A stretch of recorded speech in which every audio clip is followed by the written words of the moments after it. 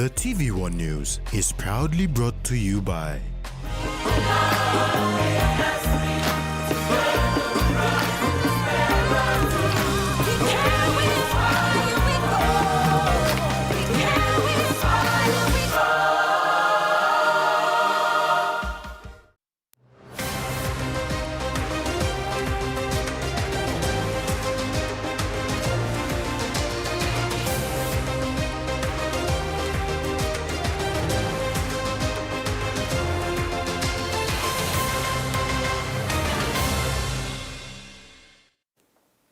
Hello and welcome. This is TVWAN News.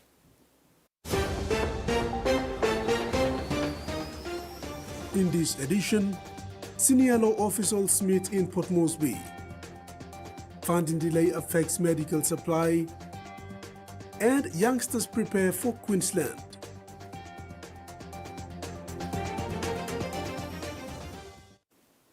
One person of interest is in police custody following the discovery of the bodies of 3 children at 9 Mile Cemetery, Hagen Corner settlement on Sunday, October 26th.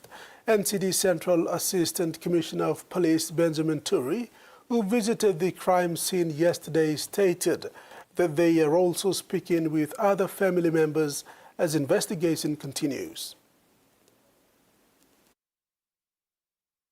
According to the crime report, it was alleged that on Friday, October 24, 2025, between 3 p.m. and 5 p.m., the 3 children, all cousins, left their family home and went to fetch water in the same area in which their bodies were later found. They were alleged to have been accompanied by a female guardian. Police believe the children met their fate during this trip. Police became involved after family members were unable to locate the 3 children and reported the matter to the 9 Mile police station the same day. The search for them ended with the tragic discovery of their bodies 2 days later. Police arrested a person of interest yesterday, who is now in police custody for questioning. ACP Turi described the manner in which the children were killed as cruel. How these 3 children were naked and dying in this vehicle. Yeah, it doesn't make sense. So at the first instance, I thought it's far away from the water hole or where they collect water, some 10 or 20 meters or even 50 meters, but now it doesn't make sense to me. Turi urges the community and guardians of the deceased to come forward and provide information that will assist police hold those responsible. Go deeper and check the parents, all the parents of the 3 children, the auntie and the person that sleeps inside the vehicle. And the community, I've already asked them to come forward and give us more information. The same incident and this incident is similar to Geraga, where the kids were found rotten inside the decomposed bodies inside in Jacob Kaupos Yard in Geraga. Police investigations continue. Freddie Mo, TVWAN News. Papua New Guinea is amongst 65 states that have signed the United Nations Convention against cybercrime in a global commitment to strengthen cooperation and combat the rising threat of cybercrime in the country. Acting Minister for Information and Communications Technology, Peter Siamalili Jr. says cybercrime is one of the fastest growing global challenges, with losses exceeding about 39.9 trillion kina in 2024 and projected to surpass about 44.1 trillion kina in 2025. The treaty was signed on October 25th in Vietnam by Stephen Matainaho, Secretary for the Department of Information and Communications Technology. The signings follows 2 recent cabinet decisions to ratify international conventions on cybercrime, making PNG one of the few Pacific countries now to start the ratification journey for international frameworks on cybercrime. Prime Minister James Marape today opened the 44th Pacific Islands Law Officers Network annual meeting in Port Moresby. The week-long meeting held at APEC House will provide an important opportunity for senior Pacific law officials to come together and share experiences under the theme, A Safe, Secure and Peaceful Pacific. Asia, Papua New Guinea was given the chair to host the 44th Pacific Islands Law Officers Network's annual meeting. The gathering brings together senior Pacific law officials. The meeting creates opportunities for attorney generals, directors of public prosecutions, and justice agency heads to forge connection with Pacific colleagues and learn about how the Pacific community is managing shared challenges and opportunities. In his opening remarks, Prime Minister Marape said the conversation on corruption, especially on the use of technology, must be a key factor highlighted at the meeting to create innovation on how to use this tool in a proper way. Conversation must also gravitate towards digital security.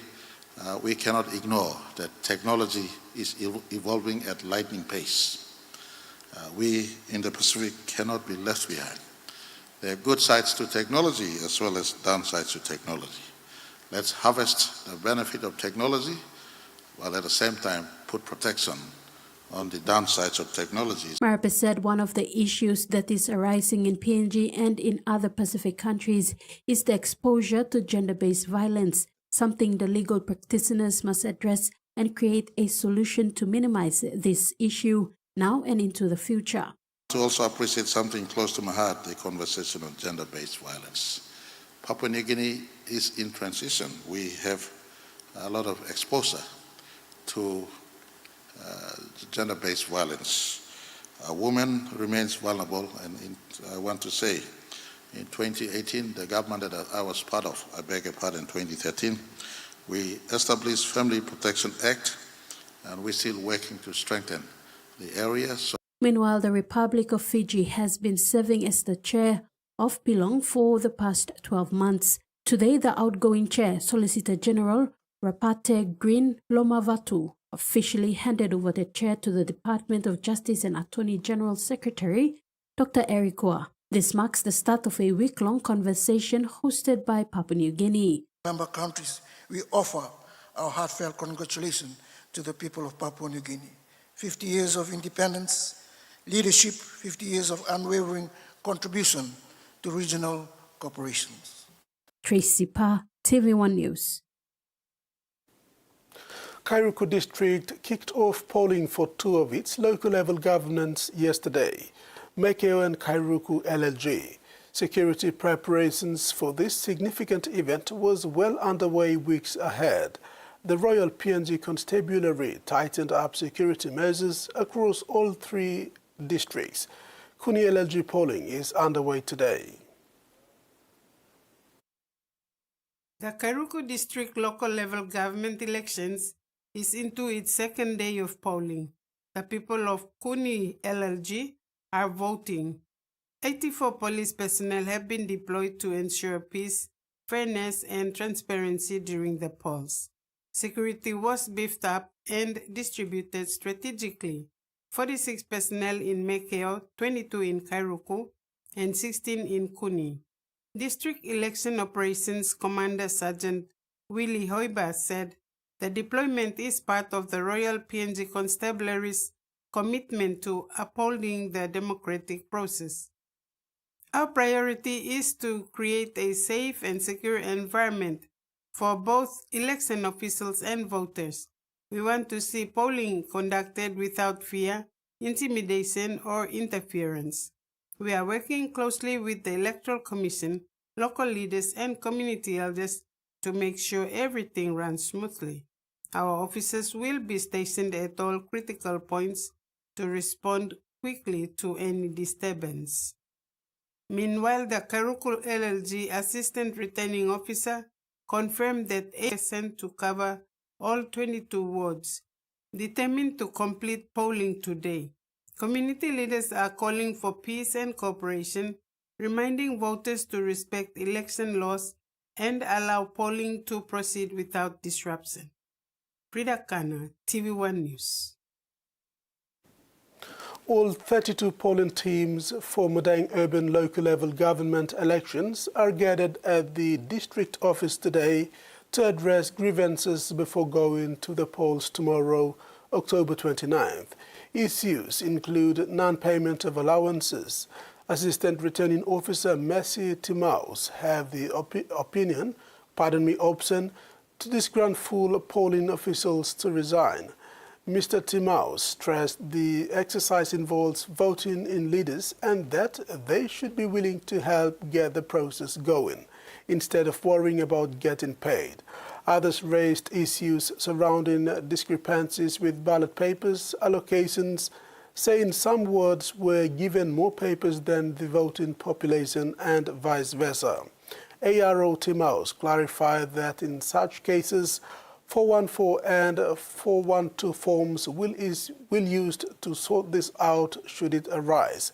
Timaus said the roll used was updated this year, hence there should not be any issues with that concern.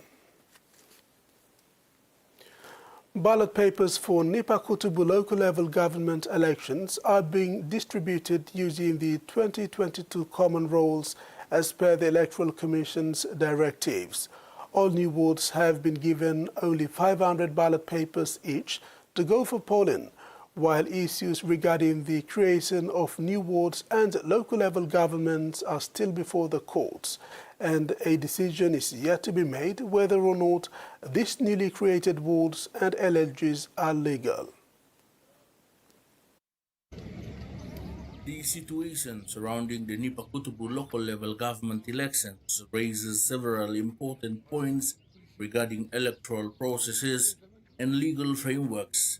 The decision to distribute only 500 ballot papers to its newly created ward suggests a cautious approach by the Electoral Commission in managing resources amidst ongoing legal disputes. This could lead to potential issues with voter access and representation if the population in these wards is greater than the number of ballots allocated. The fact that issues regarding the creation of new wards and local level governments are still unresolved in courts cast a shadow over the legitimacy of the electoral process. Depending on the court's eventual ruling, there could be significant implications for the validity of the elections and subsequent governance. Electoral Commissioner Simon Sinai, in a media statement on Monday, raised concerns that the local level government processes need reviewing so that the legal requirements for creating new wards and LLGs are strictly managed and guided by law and implemented within a fixed timeline. Sinai said one of the delays and deferrals of the LLG elections was the new proclamations, creation of new wards and LLGs in the country on the eve of the election, a process managed by the Department of Provincial and Local Level Government Affairs. As such, Sinai said the administrative and technical issues identified herein must be fully addressed in order to guarantee the special rights of eligible citizens under Section 50 of the Constitution, namely the right to vote and stand for public office. He said the 2022 electoral roll can be used as the base to update the rolls, but if any person is not happy, must object to the enrollment, which is provided for under Section 48 of the Organic Law on National and Local Level Government Election. He said the PNG Electoral Commission is committed to upholding the highest standards of electoral integrity and ensuring the elections are free, fair, and credible. Fredimo, TV1 News. This is TV1 News. After the break, MP clarifies shortage and palm workers will have access to visa medical services.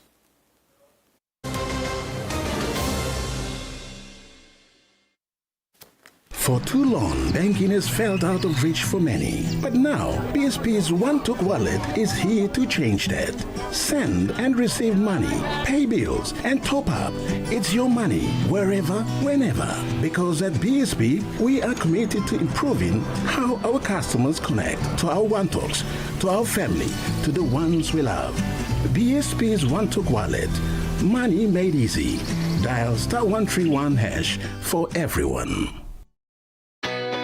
A true champion is measured by their courage, their determination, and their passion to never give up and to always keep trying. With a delicious Milo in milk taste and added nutrients, Milo in milk is a great way to fuel our little champions with nourishing energy every day. Because true champions give it their all. Milo, P&G and Mia. Buying P&G made. P&G's favorite soft drink now in bottles. Goldspot brings you fresh, bold flavors in brand new 500ml bottles.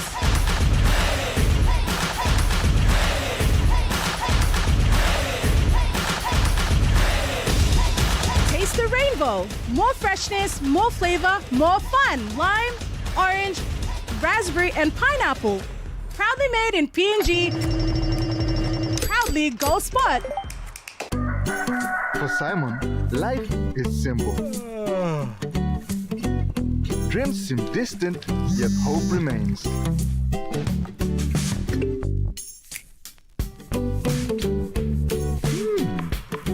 One ticket, one dream. Simon's world changed forever. Yes! From small dreams to big possibilities. The OneTalk jackpot is here for everyone. Win big every day. Curly, straight, soft, wavy, afro, short, long, healthy. Palmolive Naturals for naturally beautiful hair. It's formula infused with extracts like coconut oil, aloe vera and avocado to enhance your hair's natural beauty, giving you naturally beautiful hair that always looks gorgeous and smells great throughout the day. Palmolive Naturals. Have a great hair day! 2 generations of rugby league players and supporters have been dreaming of an opportunity like this. He does a bit of a boogie! Intercepted by Maninga! Look away! What a try! Farmers with the step! Turbo is away! Tom Trebojevic!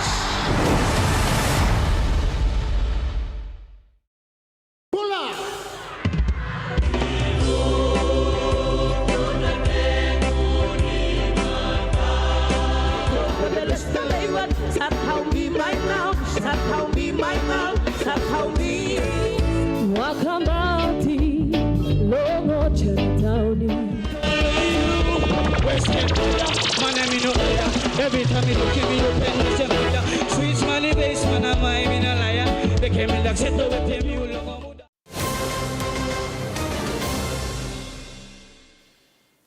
Welcome back.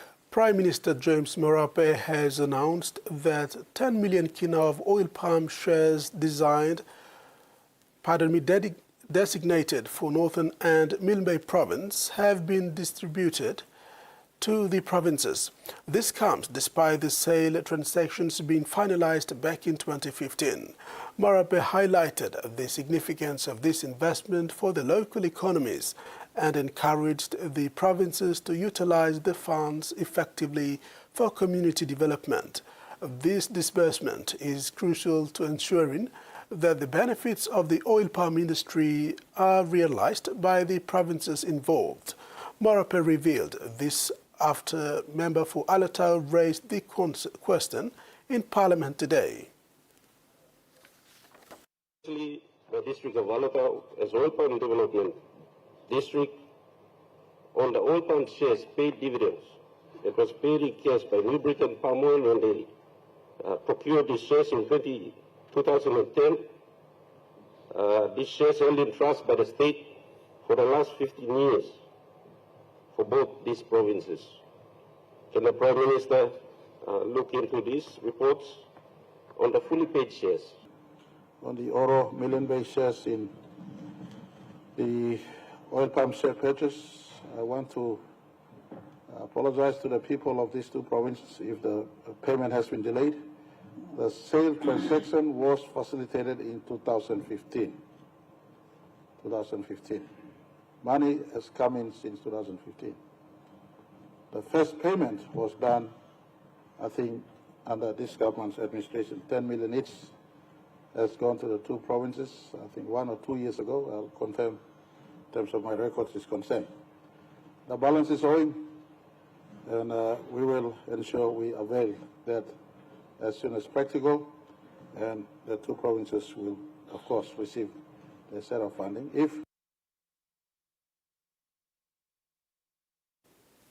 Minister for Health Elias Kapavore has admitted that almost 150 million kina of the 295 million kina allocated to the Department of Health in this year's budget has been used, while the balance is yet to be given, affecting the supply of medical drugs in the country. Kapavore revealed this during Parliament sitting today during the resumption of the session this afternoon. Minister for Health Elias Kapavore has acknowledged that nearly 150 million kina of the 295 million kina allocated to the Department of Health in this year's budget has already been spent, leaving a significant portion yet to be disbursed. This situation is having a detrimental impact on the supply of essential medical drugs across the country. Kapavore made these remarks during the resumption of Parliament today, highlighting the urgent need for timely financial support to ensure that healthcare services can continue to operate effectively. Imilik sablo is the issue of medical supplies affecting plenty of the country. We see some lists going up in some of our hospitals, like all curative, director of curative health services, all putting up Toksawe. Also, operating just scale down or something. Also, we are fully aware, and we always constantly communicating with the medical supplies manager, executive manager of medical supplies. Now, all the CEOs, believe me, they're giving us up-to-date information on what is actually happening. Yes, we can talk clearly also today. According to the 5 area medical or provincial medical stores in the country, we may get up to 60%. 60% of what is required now is stopped. 40%, stop Loteslao. At the moment, there's a procurement process that's going through. They got tender now. There's a call for tender that's currently in place, and we hope, and our plan is to reach about 70-80% all provincial medical supplies, provincial transit stores by the end of this year. The minister's admission highlights the challenges facing the health sector and the critical importance of maintaining a steady supply of medical resources to meet the needs of the population. He also clarified that logistics is one of the factors affecting the supply of medical drugs in the country. Basically, we need to plan these challenges. As I speak today, he got all people trackways supposed to deliver him on Marcin long Mount Agenda, Kolong Benimo Hukawe go on tablo Highlands region. He got some lady come up now long on tablo slow section long up now. Instead of all carrying all Marcin, he got all Marcin all the Kai step start a solo lay, never wait a solo Salim Marcin go yet start. There's some issues going on at the moment along the Okuka way. So I appeal to some of our people out there to please, Workman, allow him all Marcin supply go. These are some of the issues that we are actually facing. Kapavore was responding to questions raised by Leader of Opposition and MP for Kirivina Goodenough, Douglas Tumuriesa. Freddie Mo, TVWAN News. In a related development, Minister for Health Elias Kapavore has called on citizens nationwide to report any individuals selling medical drugs on the streets. He expressed concern over the rising instances of theft related to the supply of medical supplies, which has contributed to shortages in the healthcare system. Kapavore stated that police have been involved and are working actively to apprehend those engaged in the illegal sale of pharmaceuticals. The minister emphasized that the importance of community vigilance in combating these issues and ensuring that medical supplies are distributed appropriately and safely. Now too, there's a lot of thefts going on with the medical supply system. Time all Marasin Lucy medical all provincial training stores, like one provincial the primary health facilities. You get some Marasin or Silim and Namelo Tesla. Many of these are now ending up at the market sites and Pladilan public in today. Mila talks have clearly emails them. Please you looking me at online is all drugs where you got all medical catalog long all talks have na Mila by you got all fraud squad in place. There's a system in place to actually arrest anyone who is getting medical supplies to site that will go Salim Marasin stuff. Papua New Guineans participating in the Pacific Australia Labour Mobility Scheme and the recognised Seasonal Employer Scheme of New Zealand will now have access to affordable and accessible visa medical services. This will be achieved under the Memorandum of Understanding signed today between the PNG Labour Mobility Unit and the Pacific International Hospital. The PNG Labour Mobility Unit has partnered with Pacific International Hospital to improve the efficiency of visa medical services for PNG workers. The partnership aims to improve PNG's labour mobility process and ensure that workers have accessible visa medicals at a lower cost.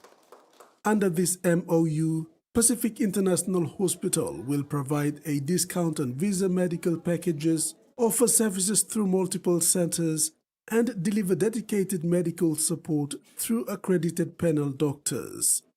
These visa medical services will be available at PIH branches in Port Moresby, Mount Hagen, Lae, Kokopo, and Goroka.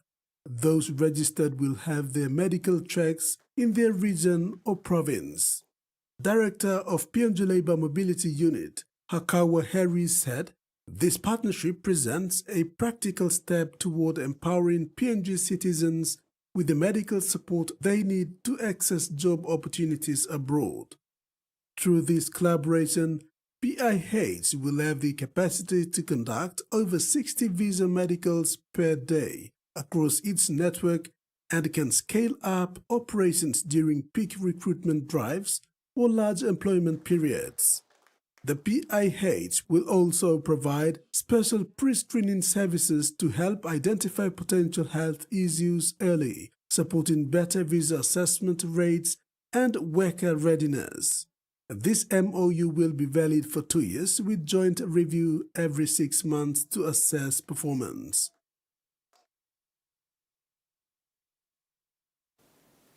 And now a look at the finance news. The Kina closed unchanged at $0.2376 in the interbank market. At Bank South Pacific, our Kina was buying $0.2301, $0.3481 Australian dollars, $0.1895 euro, and 34.85 Japanese yen. Looking at commodity prices at New York close, gold, coffee, cocoa, and crude oil closed lower, and copra, palm oil, and copper closed the day unchanged. And on the stock market, the Dow Jones closed higher, the ASX closed lower, and all ordinaries closed lower as well. Stay tuned. TV1 News continues when we come back.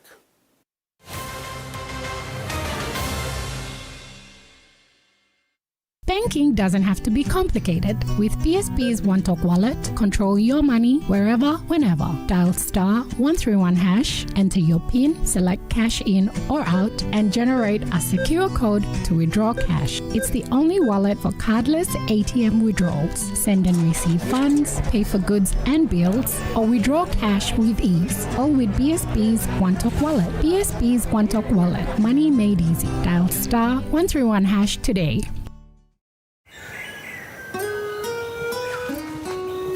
From the rich soils of the highlands, the finest coffee has been grown by generations of Papua New Guineans. expertly blended and roasted with over 80 years of experience, making the finest cup of Nescafe New Guinea blend. PNG's own coffee. Roomy messing with your game. Time to sweep him out of the room. Oh, or maybe not. Bing bang bing, bing ding bang, bang bang. New Fabuloso multi-purpose cleaner with an irresistible fragrance that lasts all day long, creating a field of flowers in every corner of your home. With an irresistible fragrance that lasts and lasts all day long. Fabuloso, irresistible fragrance. The PNG LNG project has now generated more than 30 billion kina for Papua New Guinea since production commenced. Nearly half of this amount has been paid as tax. Equity distributions are paid to KPHL and MRDC based on the interest they hold. Tax is paid to the IRC, while development levies and royalties are paid to DPE. For more information on direct and indirect benefits, visit PNG EITI's website. Long year 2024, 7 pla baby I born one time HIV. HIV I can go long baby long triple rot. Time bel mama I get HIV, long time long carrying baby, na time baby I susu. Tasol Yumi can help him bel mama, long look out him baby inside long bell. Go quick time long bel mama clinic, na kiss him antenatal check. Time Yumi pan him sick HIV area, or time bel mama I positive penis, early treatment I can save him baby. Give him baby healthy start long life. Stop him spread long sick HIV I go long baby. This lutok sawa I come long National AIDS Council Secretariat. Enjoy life when we work together, making happy memories that last forever. Harem talk young or roll the scale rice family meal with talk. We'll bring out the smiles cause it's a favorite by miles. Seni sigolo scale rice low scale price. Seni sigolo scale rice low scale price. But you like him?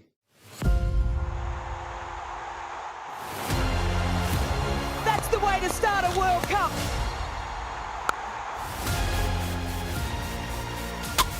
This is unbelievable.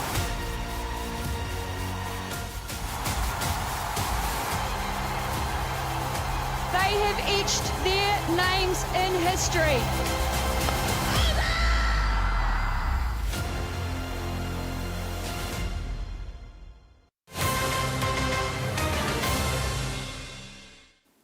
Thanks for staying with us. Turning abroad, Prime Minister says China's premier had his concerns about a potentially dangerous recent military encounter in the South China Sea after he raised the confrontation during a high-level meeting in Malaysia. Anthony Albanese sat down with Premier Ling Kuang, China's second most senior leader, on the sidelines of the ASEAN meeting in Kuala Lumpur. On Monday morning, the meeting came just 1 week after the government revealed that a Chinese fighter jet confronted an Australian surveillance plane in a South China Sea, firing 2 flares dangerously close to the P-8. Defense Minister Richard Marles labeled the conduct of the People's Liberation Army plane as unprofessional and unsafe, drawing a furious response from China's Defense Ministry, which accused Australia of distributing twisted propaganda. Teens with disabilities say they might end up losing contact with friends and online communities due to under 16-year-olds being banned from social media. On December 10th, the social media ban will come into effect, banning all Australians under the age of 16 from major social media platforms.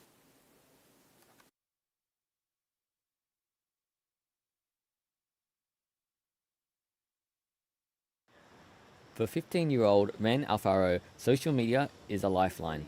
Ren has difficulty walking, as well as chronic fatigue, ADHD, and autism. They say social media does more good than harm. Social media has been my only way to, stay in contact with people that I'm actually really close with.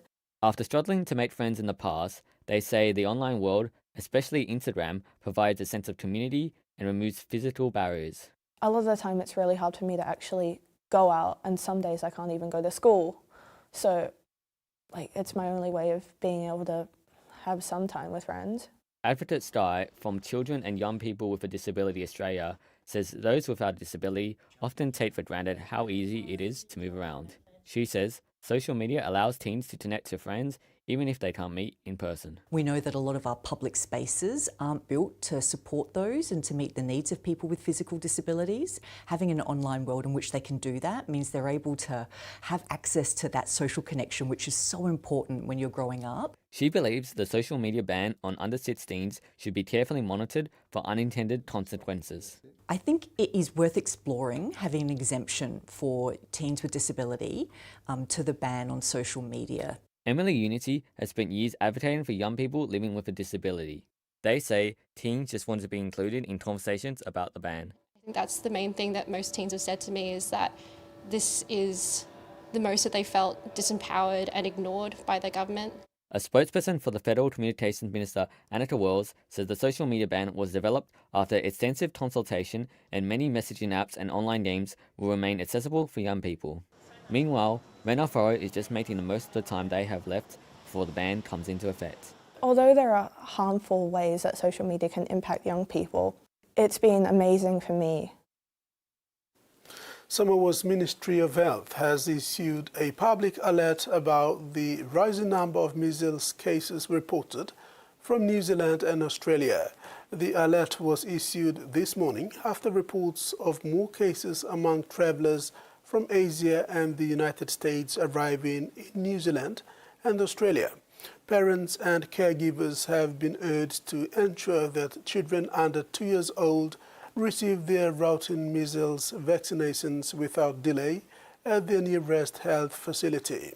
The ministry is urging the public to make sure children are vaccinated to prevent a repeat of the 2019 tragedy, where over 5,000 cases were recorded and 83 lives were lost, mostly young children. Underground sport fires have burned at the Kilba landfill for nearly 6 years, with complaints of odour from residents. Victoria's environmental watchdog may allow the company responsible, Barrow Group, to have its landfill license back and face no criminal proceedings. Nicole Power lives 300 metres from this tip, and it's been on fire for nearly 6 years. It's like a burning mineral chemically. It's really strong smell. I can't describe it. It's like nothing I've ever smelled before. She's just been told the fire could burn for another 4 years, and the company responsible, Barrow Group, won't face any criminal charges. The EPA, my God, the EPA must... This is why I call the EPA the Department of the Toothless Tigers. The 4 underground fires were first detected in 2019. In 2021, the EPA suspended Barrow's tip licence.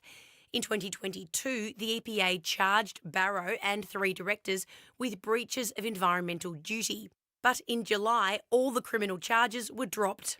Today, 3 of the 4 fires are out, and the ABC can reveal the EPA is considering letting Barrow Group have its tip licence back. We're taking this decision really seriously, and we will be taking the time to examine all options and consider all the evidence and facts.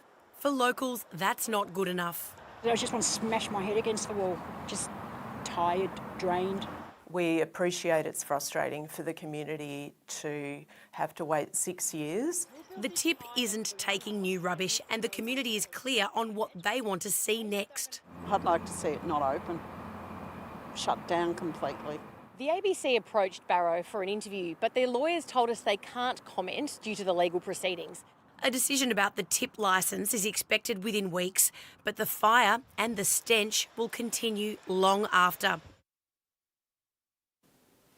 Advocates say since the ACT decriminalised personal use amounts of some illicit drugs, the territory has seen a shift toward meaningful harm reduction. But others say the drug decriminalisation laws are not working as intended, as have called for them to be repealed. The government will soon begin its formal evaluation of the law's success in minimizing drug use harm. Quiet tribute honouring the lives lost to drug overdoses. Families and advocates came together at Western Park, among them Louise Hughes, who lost her partner to an overdose 10 years ago. His death changed the course of our lives. My son lost a father he will never get to grow old with. No shared birthdays, no games of footy, no quiet chats as he becomes a man. She says while things are improving, stigma is still stopping people from asking for help. I think that, more people are now coming and asking for support, and when I think back 10 years ago, that is probably what my partner could not do, and to sort of make it more normal allows people to take that step forward. The ceremony also marks 2 years since the ACT made major changes to the laws, decriminalising the possession of small amounts of illicit drugs. What we're really hearing from the community is that they have seen a reduction in stigma, an increase in people talking about their drug use, seeking help. Whether that's going to come through in the data at this point is not entirely clear. But some advocates say more still needs to be done. More opportunities for people to have access to harm reduction services in the ACT would certainly make a big difference. And the Police Association says the system is under pressure. We were expecting it to go backwards according to the government, that this would be something that would go backwards, but what we're actually seeing is that it's increasing the workload on police officers, increasing the workload on the health system. The whole idea of these drug reforms were to minimise harm and to reduce harm, and we're not seeing that. A common aim, but different approaches on how to save lives. A Japanese governor says he will ask for the military to help cull bears to protect locals amid a wave of attacks. Government statistics state that at least 9 people have been killed by bears in Japan since April this year, an annual record. Dozens of others injured have been reported across the country. In the past week, Japanese media has reported a number of bear attacks, including people exercising in urban areas of Akita Prefecture, a northern mountainous area. Another bear attacked 4 people before being found in a nearby house. None of the victims were seriously injured. There has been some 8,000 bears sightings in Akita this year, a roughly 6-fold increase on last year. You are watching TVWAN News. Later in sports, netball leaders gain skills and Eels forward ready for Kumuls.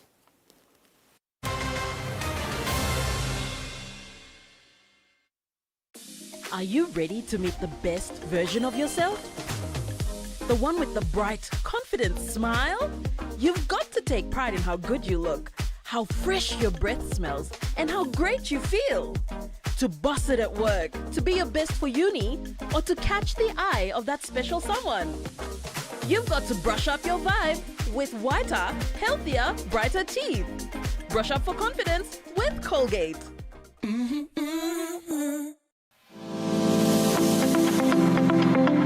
100% proudly PNG owned, Sidla Bay Hotel proudly joins the nation in celebrating our Golden Jubilee 50th independence.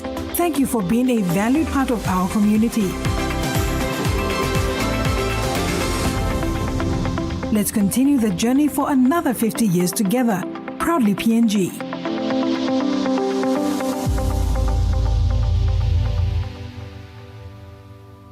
Meet UmiPay, your digital wallet from TISA Bank. Your gateway to seamless transactions. Withdraw cash anytime at your nearest TISA agent. Send money to family and friends anytime, anywhere. Top up and pay with just a scan. From taxis to coffee and small businesses, UmiPay makes every payment simple. UmiPay, powered by TISA Bank. For the very first time in Papua New Guinea, Mel Research and Marketing Consultants proudly launched the 5th issue of the Mel Review magazine commemorating PNG's 50th Golden Jubilee independence. 2 volumes, 500 pages each. Volume 1 covers government politics and leadership, while Volume 2 highlights the private sector, state-owned entities as service providers, and NGOs. Together, they cover the period from 1972 to 2025. This 1,000-page collection reflects PNG's 50 years and sets the foundation for the next 50.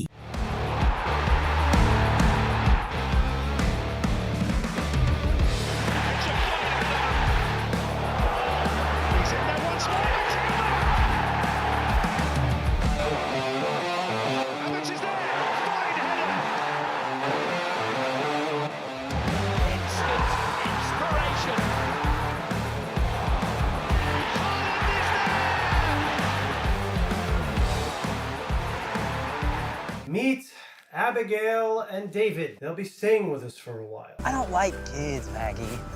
I don't want to take care of any kids. We're not running a hotel. Jess. And this is the first Christmas without Mom. No one wants me. Don't you get it? You should plan a Christmas party at your house for them. Can you at least try to be more nice? I am nice. Yeah, but he's like us now. He doesn't have a mom anymore. It's not a foster kid. The most iconic race in Australia is on. The Melbourne Cup traditions. Share in all the colour, all the excitement,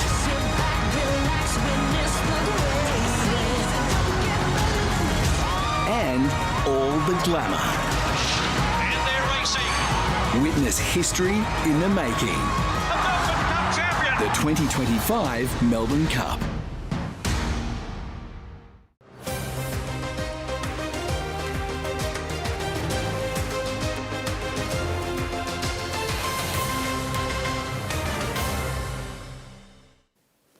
In sports, 40 netball administrators and coaches from Hiri Koyari district have completed a 5-day Oceania Sports Education program, marking another milestone for grassroots sports development in Central Province. Held at Bora Village from October 20th to 24th, the program was delivered by the Papua New Guinea Olympic Committee under the Oceania National Olympic Committee's education framework, with support from ExxonMobil PNG and local leadership. The initiative aims to fill a gap in sports administration and coaching, with nearly 80% of community-based sports associations in Papua New Guinea operating without formal management or technical training. We targeted our local association executives for them to come and have a straight delivery from the experts of how to be good administrators in netball. And the PNG Olympics Committee, we are so thankful. I have witnessed their delivery of this program, and it has been delivered at a higher level. And this is already, as the President, I am glad to say, I'm proud to say that this is already a partnership, and we are hoping to keep this partnership between PNG OC and Hiri Koyari go on to advance to another level. Over the week, 34 administrators and 6 community coaches learned about leadership, governance, and effective communication, while others focused on technical coaching methods and player development. I undertook sports administration with OSEP in the last 2 days, and it's been very exciting, and it gives me more clear knowledge about what is happening in the sports administration. The program ended with a hands-on event, a full netball tournament, entirely planned and managed by the newly trained participants.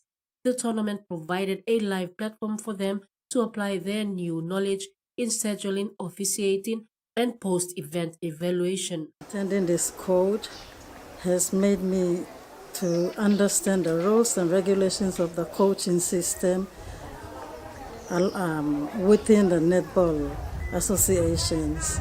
Each graduate will now receive certification under the Oceania National Olympic Committee, enabling access to higher level courses and recognition within regional sports networks.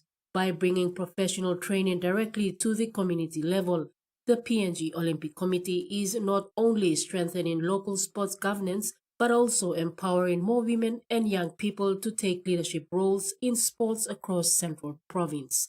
Susan Oreape, TV1 Sports. The NCD Schools Rugby League under the Port Moresby Vipers Academy program is embarking on a tour to Queensland, Australia at the end of November this year. 2 teams comprising under-16 girls and under-18 boys have been scheduled to play against Trinity Bay State High School Cairns on the 26th of November. The initiative was started when the Port Moresby Vipers Academy under-18 boys travelled to Cairns to play Trinity Bay under an arrangement. When providing details about the upcoming tour, SIPA confirmed that the teams are set to depart on November 24 with their first matches against the Trinity boys and girls scheduled for November 26.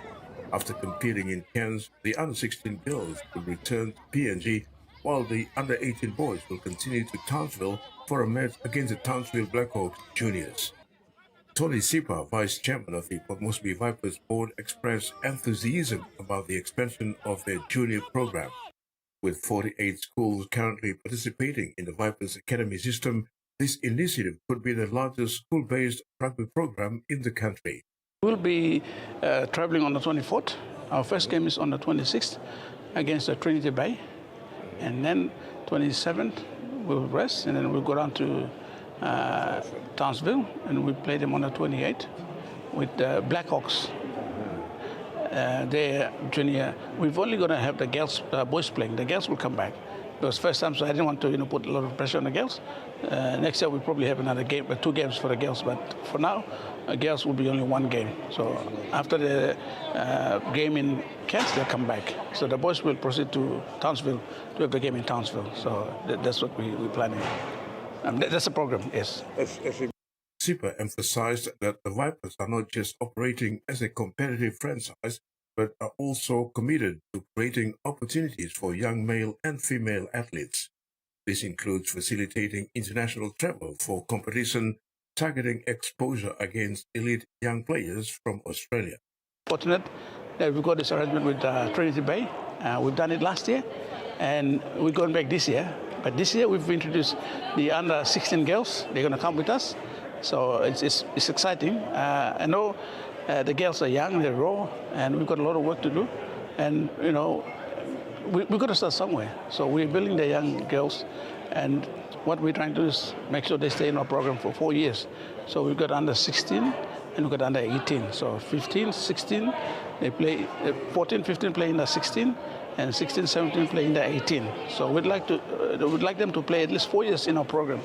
So if they have 4 years, then they would acquire the skills they need to, get better and move on, in the rugby league career. So that's what we're doing. So, reflecting on the previous visit to Cairns and Townsville in 2024, the chairman highlighted the potential displayed by the boys, which garnered considerable interest from the Cowboys Junior Scouts.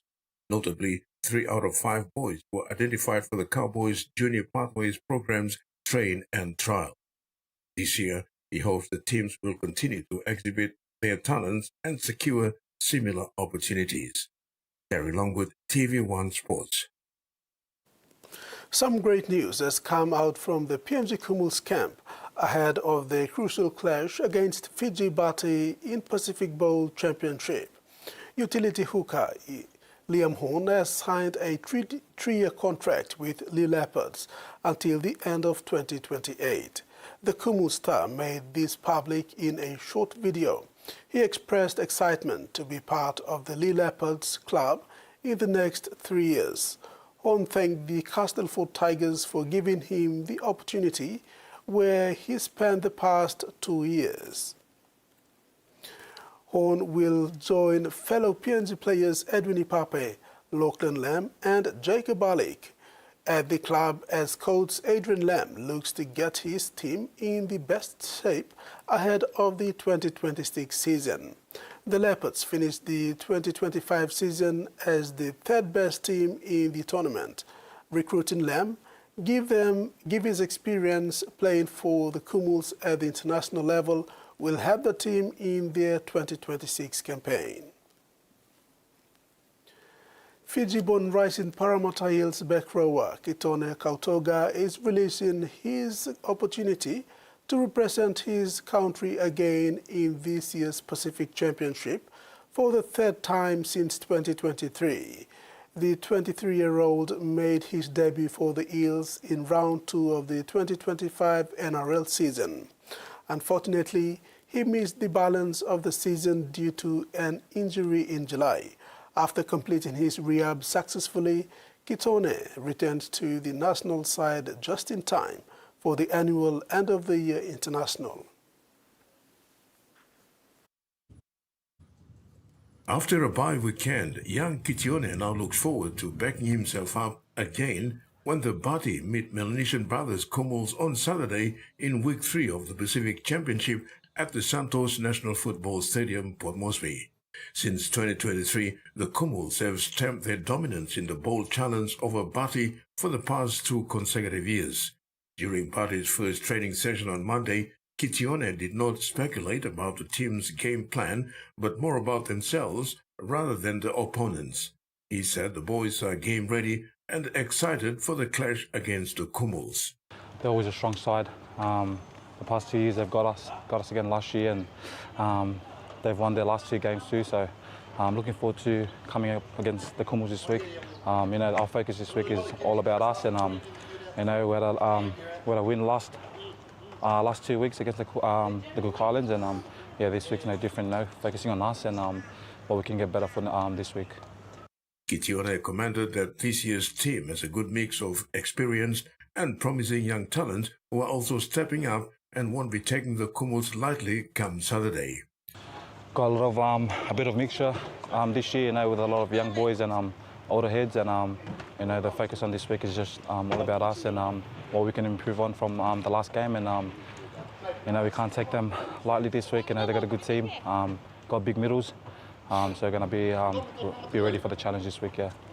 Reflecting on his 2025 NRL season with the Parramatta Eels, Kitone said, Myself, I started off pretty slow, coming into a new team and new system there with Rousey down at Parramatta, and I've enjoyed it. I was unlucky to get an injury there in the back end, but good to be back here, and I thank Wise for trusting in me coming into camp and being around the boys again. So looking forward to what the future is back at Clubland, but for now my focus is on this week.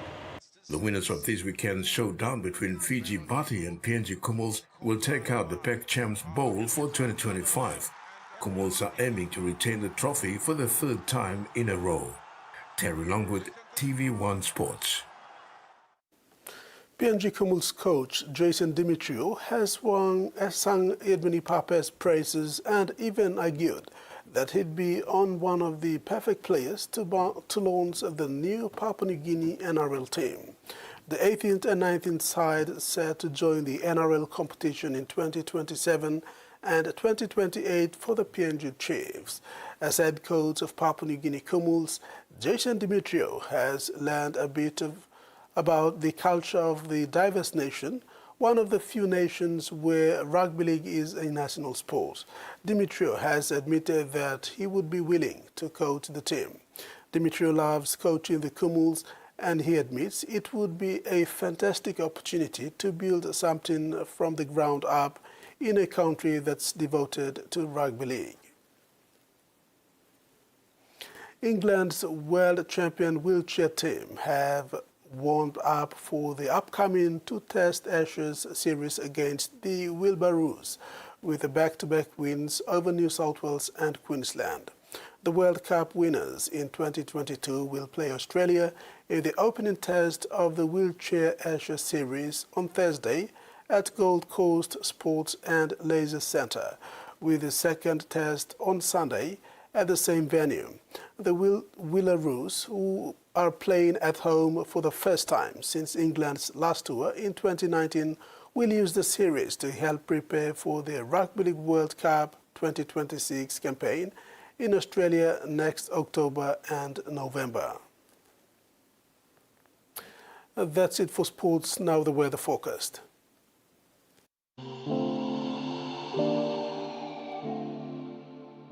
In regional focused, southern Port Moresby and Kerema, partly cloudy, then few showers and possible thunderstorms. Poponeta, cloudy periods, then some rain showers and possible thunderstorms. Momase, Lay, partly cloudy, then few showers. Madang, cloudy periods, then some rain showers and possible thunderstorms. New Guinea Islands, Lorengau, cloudy periods with few rain showers. Kimbe and Buka, cloudy periods with some rain showers and possible thunderstorms. And Highlands region, Mediterranean Wabeg, cloudy periods with some rain showers and possible thunderstorms. Ocean forecast for PNG areas for the next 24 hours. Coral and Solomon Seas, sea slight to moderate with northeast to southeasterly winds of 10 to 15 knots, reaching 20 knots at times. Bismarck Sea, sea slight to moderate with northeast to southeast winds of 10 to 20 knots. Pacific Ocean, seas moderate with east to southeast winds of 10 to 20 knots. And coastal waters forecast. Waters of Insafen through Vitia Strait to Siasi Long Island to Madang, seas 1 to 2 meters. Waters of Madang to Wewak to Vanimo and northern PNG Indonesian border, and waters of Manus and its western group of islands, seas 1 to 2 meters, rising to 2.5 meters along warning areas. And that ends the news tonight. Thanks for your company. Good night.